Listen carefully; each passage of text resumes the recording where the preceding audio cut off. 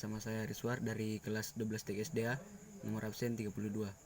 Jadi di video kali ini saya akan melanjutkan penjelasan saya mengenai materi yang saya jelaskan di video sebelumnya. Di materi kali ini yaitu deskripsi beberapa jenis satwa liar yang dilindungi. Jadi jenis satwa liar yang dilindungi dapat dikenal apabila dideskripsikan dengan baik. Jadi adapun beberapa indikator untuk mendeskripsikan satwa liar. Di antaranya yaitu kebiasaan, makanan, perkembangbiakan, suara, habitat, reproduksi, dan klasifikasi dari satwa liar tersebut. Jadi berikut ini saya akan sajikan deskripsi beberapa jenis satwa liar yang dilindungi.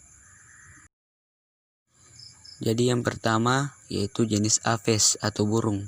Di sini saya mengambil contoh jenis burung yang dilindungi yaitu elang alap mayer. Elang alap mayer memiliki nama Latin Acipter marianus.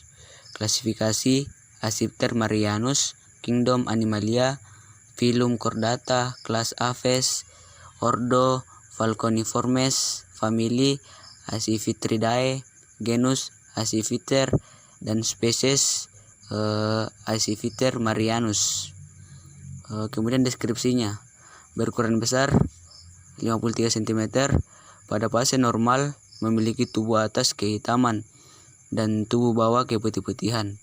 Sedangkan pada fase hitam, seluruh tubuh berwarna hitam dan dalam semua fase bulu iris tetap berwarna hitam. Usia remaja, bagian atas coklat tua kusam dengan sisi bulu yang tipis.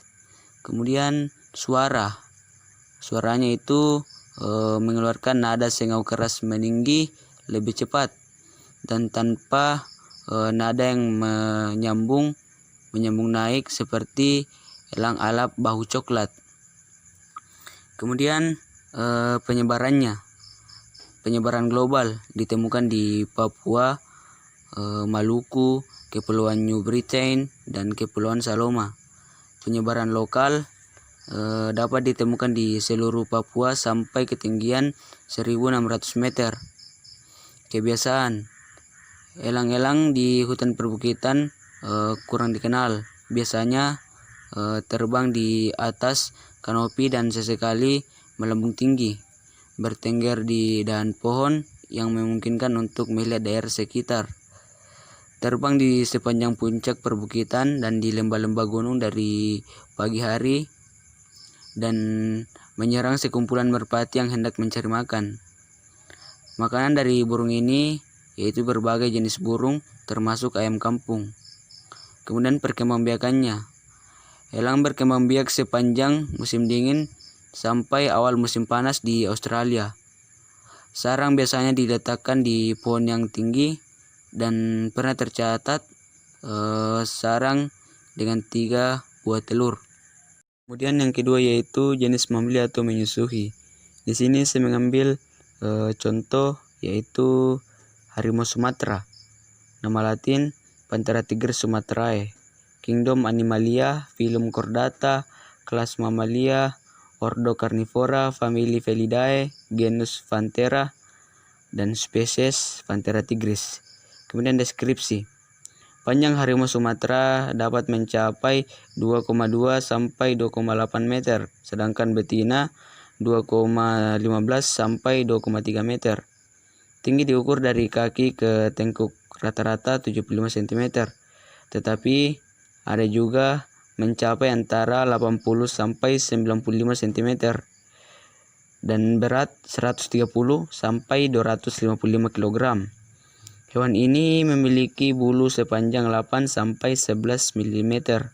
Surai pada harimau Sumatera jantan berukuran 11 sampai 13 cm.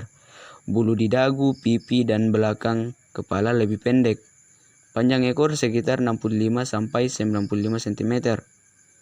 Harimau Sumatera ini mempunyai warna paling gelap di antara semua subspesies harimau lainnya. Pola hitam berukuran lebar dan jaraknya rapat, kadang kala dempet. Belang harimau Sumatera lebih tipis daripada subspesies harimau lainnya. Habitat, tipe lokasi yang biasanya menjadi pilihan habitat harimau Sumatera di Indonesia bervariasi dengan ketinggian 0 sampai 3.000 meter dari permukaan laut, seperti hutan hujan tropis, hutan primer, hutan dataran rendah sampai ke dataran tinggi pegunungan, hutan savana, hutan terbuka, hutan pantai, dan hutan bekas tebangan.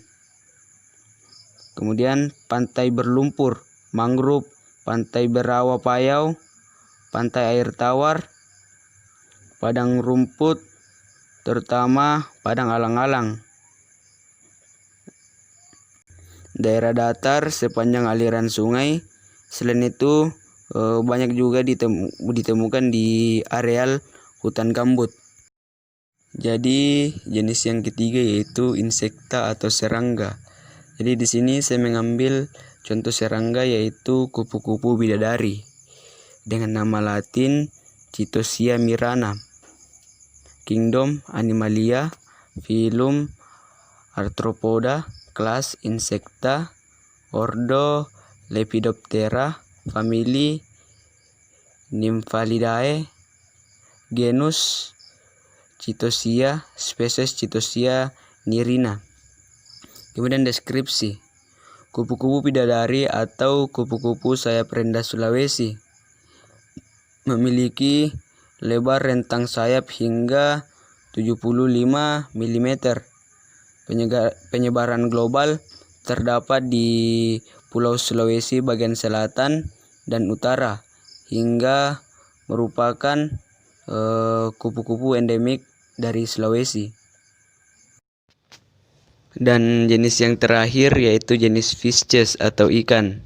Jadi di sini saya mengambil contoh ikan raja laut dengan nama ilmiah Latimeria menadoensis, kerajaan Animalia, Phylum Chordata, kelas Sarcopterygii, subkelas Actinistia, ordo Coelancantiformes, famili Latimeridae, genus Latimeria, spesies Latimeria menadoensis.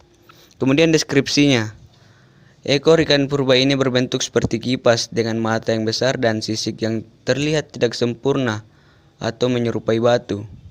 Panjangnya mencapai 2 meter dan beratnya mencapai 80 sampai 100 kg. Perbedaannya terdapat pada kulit Latimeria menadoensis yang berwarna coklat, sedangkan Latimeria columnae berwarna biru saja. Ikan raja laut ini mempunyai habitat di lautan dalam. Kedalamannya itu berkisar 700 meter di bawah permukaan laut, meskipun terkadang bisa berada di kedalaman laut 200 meter. Kemudian penyebarannya. Ikan raja laut ini ada di perairan Kenya, Tanzania, Komoro, Mozambik, Madagaskar, dan Afrika Selatan. Dan di Indonesia sendiri, tepatnya di perairan Pulau Manado Tua, Sulawesi Utara. Demikianlah penjelasan saya mengenai materi deskripsi beberapa jenis satwa liar yang dilindungi. Sekian dan